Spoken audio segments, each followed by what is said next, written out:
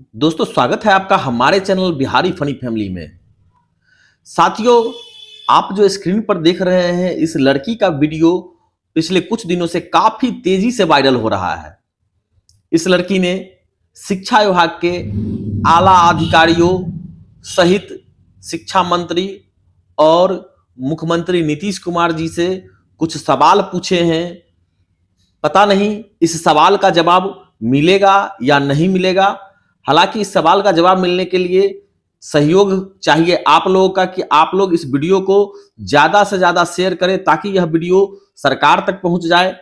और इस वीडियो में लड़की के द्वारा जो सवाल उठाया गया है यह कहां तक जायज है और इसके बारे में आपका क्या सोचना है आप हमें कमेंट बॉक्स में बताएं।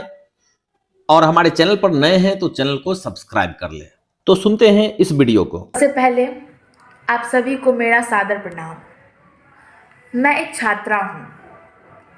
मैं ज़्यादा सोशल मीडिया पे एक्टिव नहीं रहती हूँ, पर पढ़ाई के चलते या किसी प्रोजेक्ट के चलते मैं कभी कभी सोशल मीडिया पे भी जाती हूँ। सोशल मीडिया ही नहीं बल्कि लोकल में भी मैं बहुत दिनों से सुन रही हूँ कि सक्षमता परीक्षा होगी शिक्षकों की।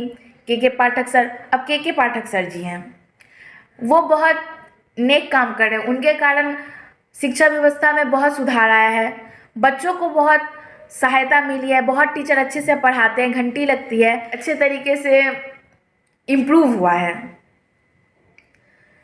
अब मैंने सुना कि वो शिक्षकों का सक्षमता परीक्षा लेना चाहते हैं, अच्छी बात है, पर मैंने कुछ रिसर्च किया, उसके बाद मुझे लगा कि यहाँ पे थोड़ी सी दिक्कत है। अब उन शिक्षकों को सक्षमता परीक्षा देने के लिए बोल रहे हैं जो कि दक्षता और टीईटी पहले ही पास कर चुके हैं। अब दक्षता डिग्री तब मिलती है जब कोई किसी चीज़ में, किसी सब्जेक्ट में पारंगत हासिल कर चुका होता है। और टीईटी का मतलब ही होता है टीचर एलिजिबिलिटी टेस्ट, मतलब शिक्षक पात्रता परीक्षा। मतलब ऐसा शिक्षक जो शिक्षक बनने के और पढ़ाने के पात्र होता है। अब जो पात्र है, जो दक्ष है, वही पात्र है। और पात्र है इसका मतलब वो पहले से ही सक्षम है। अगर सक्षम नहीं होता तो उसको दक्षता और पात्रता डिग्री मिलती ही नहीं। अब अच्छी बात होती है कि कुछ टीचर ऐसे भी होते हैं जो लापरवाही बरतते हैं, जो सही से नहीं पढ़ाते हैं, जो समय के साथ साथ भूल जाते हैं। अच्छी बात है, आप उनकी सक्षमता परीक्षा लीजिए, इसमें कोई खराबी नहीं है। पर बस शिक्षकों का ही क्यों, और भी कर्मचारी हैं, जैसे डॉक्टर हुआ, इंजीनियर हुआ, पायलट हुआ, बीडीओ है, सीईओ है, या कोई भी आईएएस ऑफिसर है, इनकी भी सक्षमता परीक्षा होनी चाहिए। इनकी क्यों नहीं होगी? शिक्षक चलिए मान लेते हैं कि वो कुछ भूल जाता है, वो सही से अगर नहीं कुछ याद रखता है तो 1 से 10 तक, 1 से 5 क्या, 1 से 10 तक के बच्चों को अच्छे से पढ़ा सकता है, क्योंकि उसमें एनसीईआरटी से ही देख के पढ़ाना होता है, उसमें कोई ज़्यादा भार का काम नहीं है।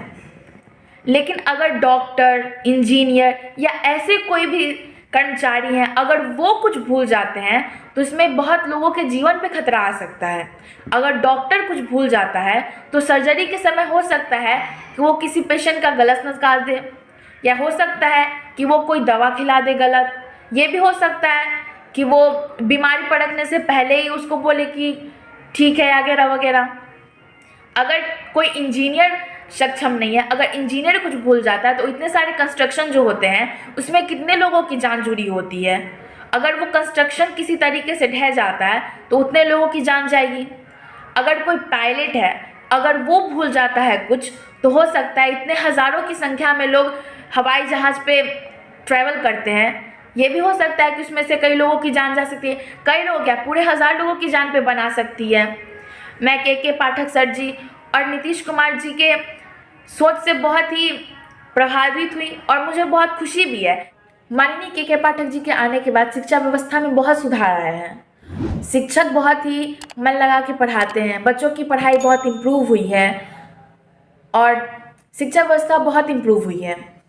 हम मानते हैं कि आप अपने स्थान पे सही है, शिक्षकों की सक्षमता परीक्षा लेने में कोई हर्जाई नहीं है, लेकिन इन तीनों में अंतर है तो है क्या? दक्षता, सक्षमता या पात्रता, तीनों तो एक दूसरे से जुड़ा ही है।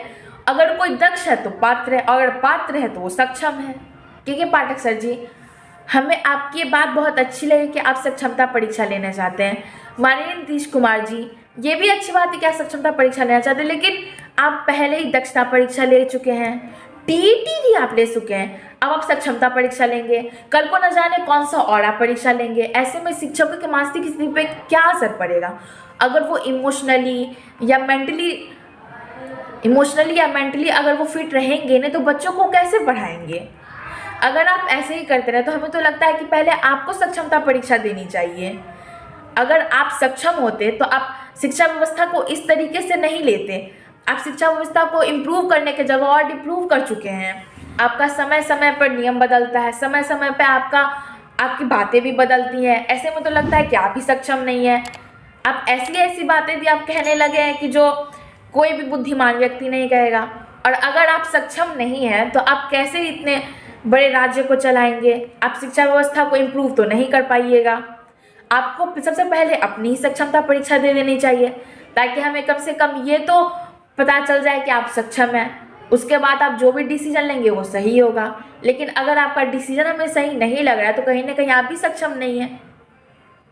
जब सरकार ही सक्षम नहीं है, जब डॉक्टर सक्षम नहीं है, जब बड़े बड़े अधिकारी सक्षम नहीं है, मुझे लगता है माननीय मुख्यमंत्री जी आप खुद ही सक्षम नहीं हैं, क्योंकि आपके डिसीजंस शिक्षा व्यवस्था को किस ओर लेके जा रहे हैं इसका कोई पता ही नहीं है। आप के पाठक सर जी, आपकी सभी बातें सही हैं, लेकिन ऐसे उलट पुलट करके एग्ज़ाम लेना ठीक नहीं है। अगर आप सक्षम होते तो आप एक एग्ज़ाम लेते और उसी पे आप बहाली करते, एक ऐसा नियम बना देते जिससे कोई भी शिक्षक गलत काम कर ही नहीं सकता। अगर वो दक्ष होता, पात्र होता, सक्षम होता, ऐसा कोई एक ही एग्ज़ाम आप लेते और उसी पे बहाली करते, इससे शिक्षा व्यवस्था और इम्प्रूव होती। ऐसा कोई एक ही एग्ज़ाम आप लेते और उसी पे बहाली करते, इससे शिक्षा व्यवस्था और इम्प्रूव होती।